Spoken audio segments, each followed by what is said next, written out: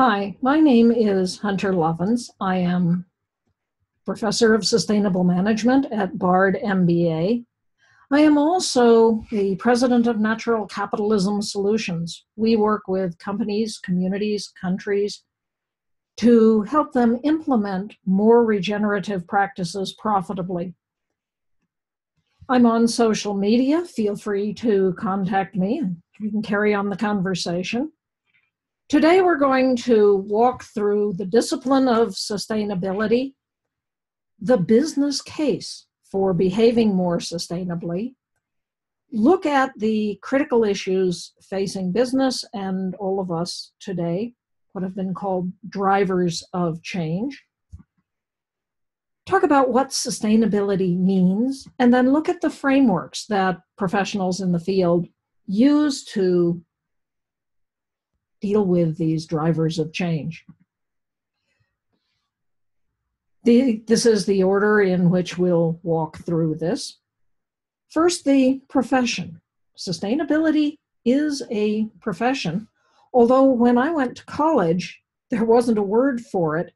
The word sustainability entered the English language the year I graduated college, but make no mistake, it is now a profession.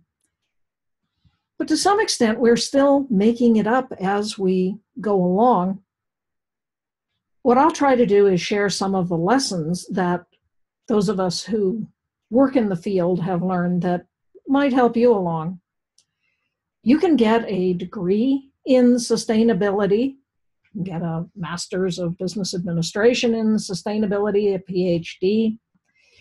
You can join sustainability associations. ISSP even offers a professional sustainability certification, which I hold. You can join Net Impact. This was the originally Business Students for Sustainability. It's now an association of students and professionals working in the field. So how did this field come about? In many ways, it is in response to the way business was done. You might say business as usual of people like John D. Rockefeller, founder of Standard Oil, and economists like Milton Friedman, who said, social responsibility, I'll give you social responsibility. It is to deliver value to owners. And long before this, people were organizing to create a better world. People like Gandhi in India, people like Rachel Carson, called the mother of the modern environmental movement. Her book, Silent Spring, warned of a time when the poisons that we're putting out into our environment add up. In her case, the book Silent Spring took its title from the fact that DDT was building up in the food chain. Insects were being eaten by birds.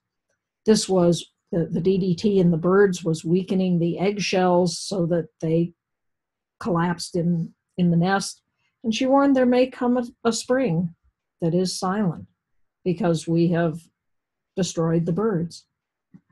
Dr. Martin Luther King, the great leader of the civil rights movement, and Cesar Chavez.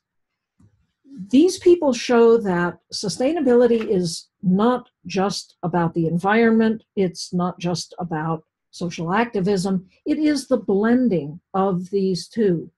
It is an effort to create a world that works for all of us. This was the concept of Buckminster Fuller, who called for a world that works for 100% of humanity. And if you read Bucky's works, going back to the 1930s, you will get a great deal of the foundations of sustainability. Added to by people like Walter Stahel, the Swiss architect who created the concept of cradle to cradle and the circular economy. My friend Donella Meadows, Dana, who wrote the book Limits to Growth, in which the word sustainability appeared for the first time in the English language. Herman Daly, the economist who was for a time chief economist at the World Bank, who with Dr. Robert Costanza and a couple of others are the fathers of what is called ecological economics. Hazel Henderson, who called for a solar economy, one of the earliest people to be saying that we could have a world powered entirely by the sun. E.F. Schumacher, Fritz, who was the chief economist of the British Coal Board until he went to India to work with Gandhi and wound up writing the book Small is Beautiful, that is in many ways, along with Bucky's work, with Walter's work, the foundations of modern sustainability. And Lester Brown, who founded World Watch Institute and Earth Policy Institute, to track what is happening in our world, both on the social side and the environmental side. David Brower and His Holiness the Dalai Lama. Dave is in many ways the father of the modern environmental movement. He is the one of whom the head of the EPA once said, "Dave, be reasonable." Dave said, "Reasonable people have never accomplished anything." Dave was the first paid staffer at the Sierra Club and lost Sierra Club their tax status when he battled the U.S. Bureau of Reclamation, who wanted to put a dam across the Grand Canyon. Dave won, and we still have a Grand Canyon. The Burex said, well, but if we flood the Grand Canyon, then you can get in your boats and motor up to the edge and see it better. Dave took a full-page ad out in the New York Times saying, would you flood the Sistine Chapel to get a closer look at the ceiling? That lost Sierra Club their tax status. They fired Dave. He turned around, created Friends of the Earth, until some years later when he said, if you have a positive bank balance, you haven't realized the urgency of the situation. His board fired him, so he turned around and created Earth Island Institute. Dave was in many ways my mentor, and it is from him I learned that sometimes you have to be a little unreasonable. Ken Saro-Wiwa. Ken was a gentle poet of the Ogoni people in the Niger Delta, where Royal Dutch Shell, Chevron, various other oil companies were spilling oil everywhere. Ken led a movement to try to bring environmental justice to that part of the world, where there is more oil spilled every year than spilled from the BP spill in the Gulf, the Deepwater Horizon blowout. Ken was hanged with the complicity of the oil companies.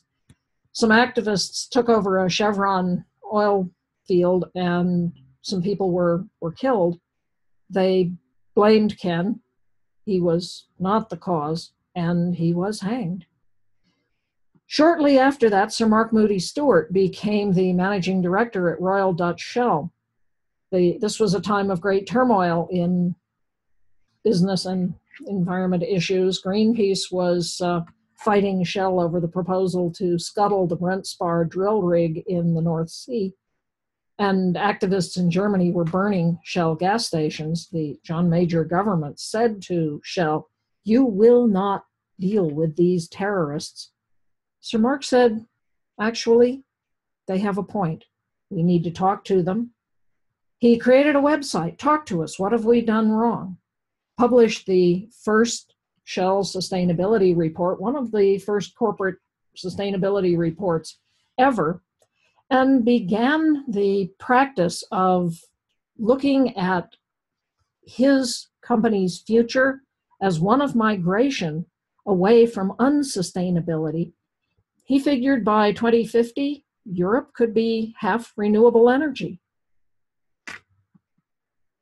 He was followed at British Petroleum by Lord John Brown, who in the 90s said, I don't know if climate change is real, but if it is, as a company, it's going to affect us. We need to be in this conversation. In 2000, he rebranded BP to be Beyond Petroleum. He started implementing energy efficiency throughout the company, saving the company $650 million every year. For a while, they didn't want to talk about this because they said This is our competitive advantage. He lost his job in the mid-aughts, not because he had a boyfriend, but because he lied about it, an ethics violation. And his story shows that leadership matters. At the time, I said, if I owned BP stock, I would sell it. So I was not at all surprised by the blowout in the Gulf at the Deepwater Horizon. BP took a shortcut, tried to save $500,000. I believe at last count, the costs to the company are well north of $60 billion. Wangari Maathai. Wangari she tragically died a few years back, was the leader of the Greenbelt movement in Kenya, planting trees and educating women and showing that there is a positive way forward to deal with challenges like climate change, like desertification. Randy Hayes, a fellow alum of Dave Brower University. Randy's the founder of Rainforest Action Network, and for years took on companies that were destroying the rainforest, destroying the planet in very visible and vocal ways. And Bill McKibben, the humble college professor who, when confronted by the reality of climate change and what an existential problem it is for our planet, said, "What is universal?" He said, "Numbers. The number that matters is 350 parts per million concentration of CO2 in the atmosphere." This is what the scientists were then saying was the safe number of amount of CO2. Above that, and life on Earth is at risk. So he founded 350.org. He and some of his colleagues decided to try to stop the Keystone Pipeline, which at the time was all but a done deal. And so he and the great scientist Jim Hansen, the former head of President's Council on Environmental Quality, Gus Speth, and the poet Wendell Berry, put out a letter saying, "We are going to go to the White House and get arrested to protest this pipeline." At the time, they had no idea if they would be the only ones. 1,200 people were arrested day by day by day in tranches of 20. 350.org became a global environmental movement and one of the strongest voices now for climate protection. Ray Anderson. Ray was the founder of a carpet company in South Georgia, hardly the hotbed of sustainability, until Ray realized that there was nothing sustainable about his company. He described the experience as a spear in his chest. And he said, "We are going to be the first company of the next industrial revolution." Ray made this decision because he said it's the right thing to do. But I was sitting with Ray some years later, and he said, "Everything I'm doing for sustainability is enhancing every aspect of shareholder value." Ray found the business case for sustainability. Gifford Pinchot, creator of the concept of intrapreneuring. Gifford was the founder of Bainbridge Graduate Institute with his wife Libba and a group of brave pioneers. They said there ought to be a business school about sustainability, in which sustainability is woven into every class. And so they created BGI. Carl Henrik Robert, founder of the natural step movement in Sweden. This was an effort to define what would a sustainable system look like. Janine Benyus, creator of biomimicry. Along with natural step, this is one of the frameworks of sustainability. Wes Jackson, founder of the Land Institute in Salina, Kansas. Wes is trying to reinvent agriculture around polycultures of perennial plants, not monocultures of annuals. Amory Lovin's Paul Hawken, who with me wrote the book Natural Capitalism, that began to shift the paradigm, as Ray found, to arguing that behaving more sustainably is better business. Alan Savory, founder of the concept of holistic management, of how do you manage grazing animals in the way in which grasslands co-evolved with grazing animals. Alan's approach is probably the way in which we're going to roll climate change backward. Vandana Shiva, the great leader fighting against biopiracy in India. Occam Steiner. Occam was for many years the head of the UN Environment Program, has just become head of the UN Development Program. Nelson Mandela. Mandela, who was 40 years in jail for standing up for human rights in South Africa. And when he came out, forgave his captors and became the father of the modern South Africa. Anders Wigman, European parliamentarian, Swedish politician, co-president of the Club of Rome. Club of Rome was the organization that brought out the book Limits to Growth. Anders is now a leader in the circular economy movement and co-author with me on the book A Finer Future, how it is that we're going to create an economy in service to life. Connie Hedegaard, Danish politician, was the leader of the effort in Copenhagen to get a global deal on climate change and has been running the European Climate Agency more recently. Tom Steyer. Tom is a businessman, ran a very profitable hedge fund, and quit to try to transform politics with Arnold Schwarzenegger. And the two of them do shows where a politician from the left, a politician from the right agree that it is essential that we tackle climate change. Christiana Figueres, leader of the UN Framework Convention on Climate Change, who did seal the deal in Paris. Christiana brought the nations of the world together, and we achieved a global binding agreement to protect future generations from the threat of climate change. The business leaders, Catherine Greener, head of sustainability at Xanterra, who runs concessions in the national parks. Andrew Winston, author of The Big Pivot, consultant to businesses around the world. Jigar Shah, founder of Sun Edison, who invented the business model of no money down. We'll put solar on your roof, no money down. Jed Emerson, creator of the concept of blended value, that there is value for both society and for business in behaving more sustainably.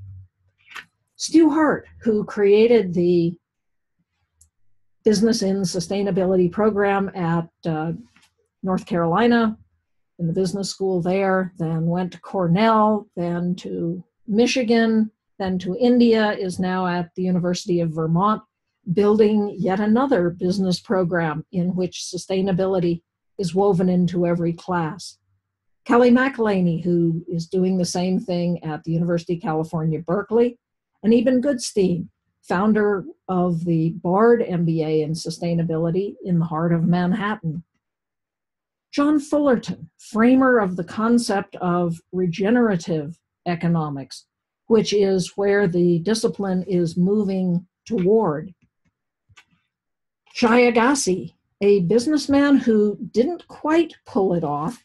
Shai's idea was that we'll all drive electric cars, we'll recharge them in stations that where you drive in, you swap out your battery at the same price and in the same amount of time it would have taken you to put gasoline in your car. Supplanted or followed on by Elon Musk, creator of the Tesla, the Hyperloop. Dr. Xi, the first green billionaire in the world, founder of Suntech in China. The Chinese are now coming on strong. Dan Rosen, Billy Parrish, young entrepreneurs who founded Solar Mosaic, the concept that even if you can't put solar on your roof, you can buy a piece of a solar project and thereby help this transition to a finer future. Jeffrey Hollander, founder of Seventh Generation, which was just recently acquired by Paul Polman at Unilever. Unilever is now one of the leading global companies promoting this concept of sustainability. When Ray Anderson died, a lot of people asked me, who is the next Ray Anderson? And I said, Paul Polman. And now if you look around the world, there are a growing number of business leaders who recognize, as Ray did, asking, what's the business case for ending life on Earth? And then perhaps my favorite entrepreneur, Donna Morton, creating a company called Change Finance to do, well, just that, to transform finance. Finance is the mother of all institutions, moving capital either into destroying the earth or into building a world that works for all of us. Maimonides said, each of us must see ourselves as though the entire world were held in balance, and any deed we do could tip the scales. This is the discipline of sustainability, and I welcome you to it. Thank you so much for being with me on this first module of the Principles of Sustainable Management.